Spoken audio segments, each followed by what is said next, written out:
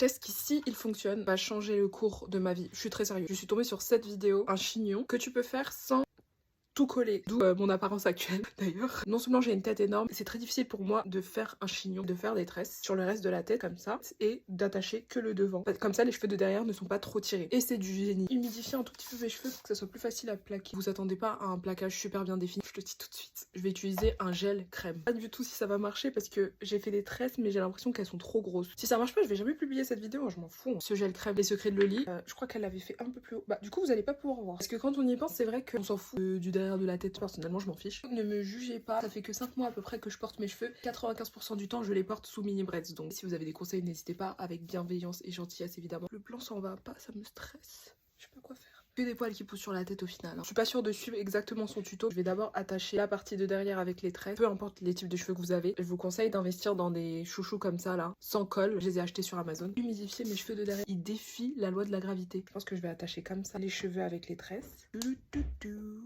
Oups, je crois que j'ai attaché trop haut. J'aurais pas dû tresser cette partie là. Ou j'en ai tressé trop. C'est pour ça que je fais jamais de tuto. Du coup, je refais une tresse. Je pense que j'ai fait des tresses trop grosses. C'est parce que j'avais la flemme de faire des petites tresses. C'est aussi ça l'inconvénient d'avoir une grosse tête.